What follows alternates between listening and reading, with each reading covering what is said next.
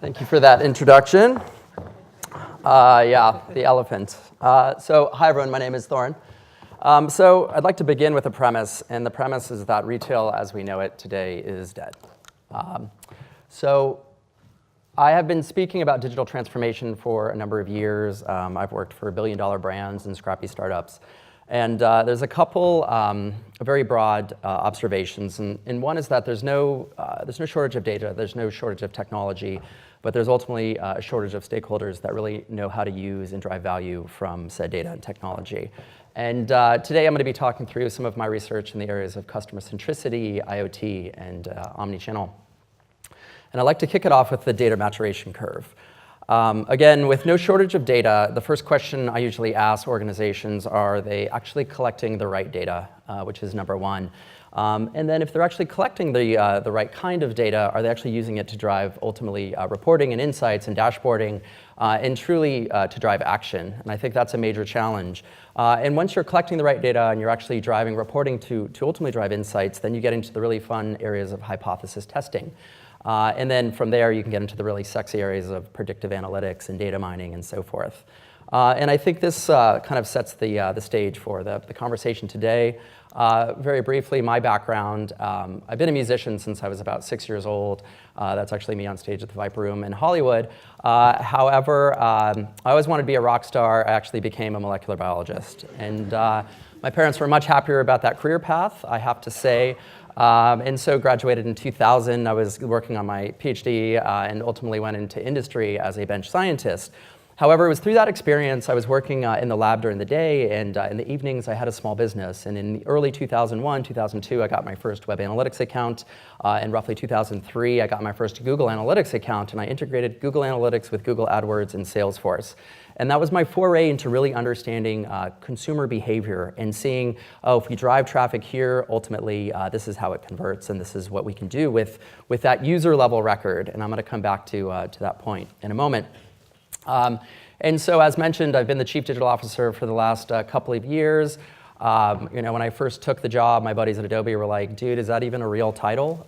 And so I like to just briefly define what that looks like. So manage 5 global divisions: acquisition, driving traffic, ultimately customer experience, which includes product and merchandising, converting that traffic, and then retention, and that includes email and CRM and loyalty and so forth. And the 2 foundational elements are technology and data science. And I've been the most successful in my career when I've owned the technology side of the house, and I built and maintained my own digital team. And then, again, the concept of data science and really founded in measurement. And I think this has been a challenge for many businesses. And as I look at the 3 major divisions there, acquisition, the user experience, and retention, to ensure that ultimately there's the aspect of measurement across each of them, and the ability to actually tie it back to an action or really attribution. And I'll be diving deeper into that in a moment. The other area that I inherited at American Apparel was called omnichannel. And I look at omnichannel as the intersection of the digital and the retail experience, of course, through the mobile device.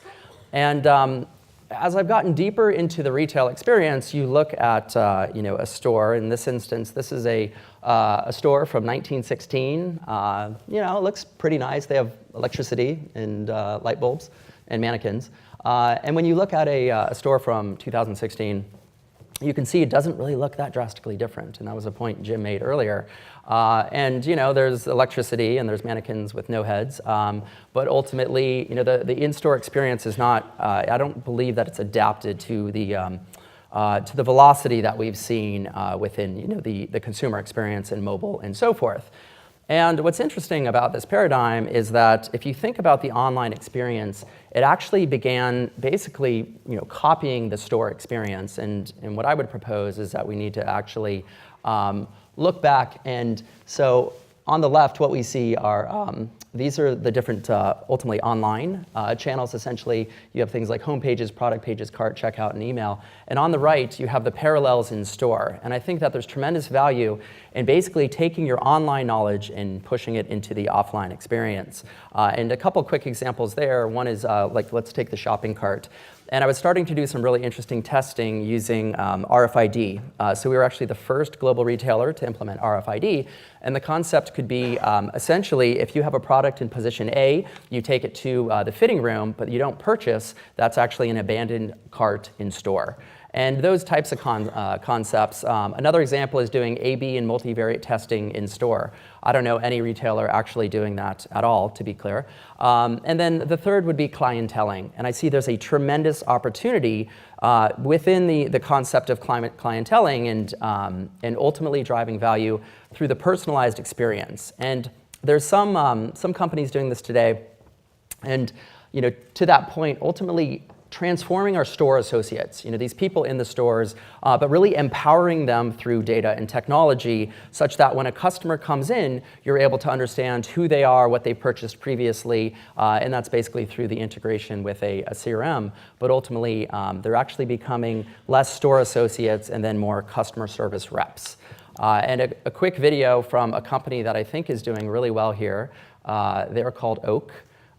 Based in New York, former head of eBay Innovation started this company named Healy. And what Healy's done really well is the smart mirrors. And these are currently in a number of high fashion stores, such as Ralph Lauren. And if we could pause it there for a second, perfect. Maybe not. OK. Well, what I was trying to illustrate was within the smart mirrors, ultimately when the consumer picks the merchandise, they have the RFID technology within the tags. And as you bring it into the dressing room, the mirrors actually recognize what the products are. And so if you're an unknown user, which is a common term in the digital space, you can actually tailor and personalize recommendations based on ultimately whatever the user has brought into the dressing room. The flip side is you could also tailor it based on some sort of a loyalty or email or even a beacon potentially, and know what that person is purchased previously, and then tailor recommendations as such. And then again, really transforming the dressing room into more of a customer service or really a stylist type model. Okay. Go back to the slide. And so the foundation, I think, for a lot of these strategies when you start talking about the clienteling side is really based in the concept of customer centricity. And sorry, one sec. You get your package, you're out the door. Great. And so the concept of customer centricity, in the context of clienteling. Now, this is a quote from Pete Fader. He's a professor at Wharton, actually on one of his product advisory boards. But it's really not just focusing on all your customers, but really focusing on your most valuable customers and tying that back again to measurement. All customers are not created equal, as he says. And as a quick case study, looking at Starbucks, how many coffee drinkers do we have in the audience? Nearly everyone, great. And so the question here from a measurement perspective is, if you were to look at how much coffee you drink over the period of 20 years, how much do you think you actually spend on coffee? Anyone have a guess? 20,000, that's pretty close. So under this model and these assumptions, which to be forthright, I don't absolutely love, but they came in at 14,000. So $14,000 that you spend ultimately on coffee over the period, and that's only 20 years, and you think about your actual lifespan, it's obviously much greater. But what this can really help to inform is really your understanding of your highest value customers, and then you can really begin to cater to those customers using your different marketing tools and mechanisms. And how has Starbucks been able to do this very well? Well, they've done it, again, through omni-channel and the ability to basically take the store experience into the mobile device. And the three, and again, I always come from a place of value. So what value have they provided to the consumer? Well, payment automation. They're averaging roughly 24 million transactions a month through this app and billions in annual revenue. And also through loyalty, of course. And then you can use geolocation for Store Finder and so forth. And it's really turned the Starbucks app into one of the most successful payment apps of all time. And again, providing value, understanding that value. However, as we all know, it's a multi-channel journey. By no means does, as in 1916, do you walk into a store and purchase. There's numerous touch points. I've been building multi-touch attribution models for the last 8 years or so. And I was just at a talk with Google. They mentioned in one purchase, one individual had 260 touch points. And so from a lifetime value perspective, they were actually negative value because they had touched so many different pieces of media. And so the point there is ultimately we as retailers need to adapt our current models. And from a digital perspective, most organizations are not using last click attribution well, but I'd like to propose an even newer model around omni-channel revenue attribution.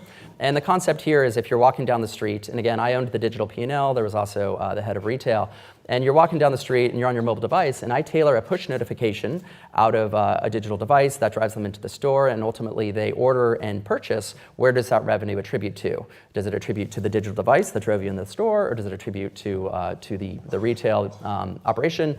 And that's kind of a pivotal question, and ultimately it's both at the end of the day. But again, we're going to see more and more of these models. This is something that Google is actively trying to figure out themselves. And I think it's very pivotal to really understand the very complex customer journeys that are now emerging and we're seeing on a daily basis. Another example is within chatbots, and so did some interesting research, basically sending a product feed to Postmates. And so we were doing on-demand testing. This was about a year and a half ago we started doing this. And the concept there is that ultimately, well, in this instance, sorry, within the chatbots. So we have a product feed that's being sent to the consumer, and they can tap their phone, like on the previous screen, and get into a conversation around the product. And so we have a product description here. They can check sizes. They could buy online. In this instance, they check the size, and then it's actually using the geolocation and the RFID inventory to see where you were at. In this instance, I was in Venice Beach, and the closest store was on Melrose, and that was the inventory for that specific product. And so as like full omni-channel experience in this example, you could either purchase right there, you could pick up at the cash register, you could change your location and so forth. We were sending a similar product feed to Google as well, which allowed us to ultimately, if people were searching for American Apparel Red Hoodie, it would be returning search results based on where they were at, again, with inventory, nearby at the closest store, again, based on RFID. And so we're already seeing this. I'm a strong believer that chatbots are disrupting mobile applications. And I think that native apps, very prevalent 2 years ago, are already being disrupted today. Certain markets like Korea, as an example, and Kakao Pay, they've been doing conversational commerce for years. We're just a little bit behind the times. And then the last example here is with Postmates. And so the concept here is we're essentially sending them the RFID product feed, and we know if you're in Los Angeles, let's say, and you can actually order any product, or, well, a subset of product that, again, is available in the closest location, and it can be delivered to you within an hour. This was tested by Huffington Post. They said Thorne Stevens from American Apparel, we tested this, and they got a LeMay bodysuit in, it was like 42 minutes. So that was quite successful. And just some of the key, the press around this was quite ridiculous. The Business Insider said we had a strategy that might save its business. I don't know if that worked out, but broadly speaking, this was some of the more positive press we were able to garner in my tenure at American Apparel. And some of the key takeaways, again, data maturation I think is absolutely crucial. No shortage of data or technology. It's really integrating and implementing and driving requirements to drive value. The sales associate and the concept of clienteling, you're going to see more and more, and I believe that needs to be disrupted and become much more commonplace. Although the challenge there can be within the technology side, and we were talking last night, one of the major retailers here in the UK was with one of the startups, and they were saying that the inventory system they were using was from 1986. And so, in many degrees, the technology also has to be updated. Omni-channel revenue attribution, definitely the way of the future. We're already seeing this with Google today, chatbots, already disrupting mobile apps, and ultimately on-demand fulfillment on the way here. I saw that Amazon is now doing 1-hour delivery for the Xbox. So thank you very much.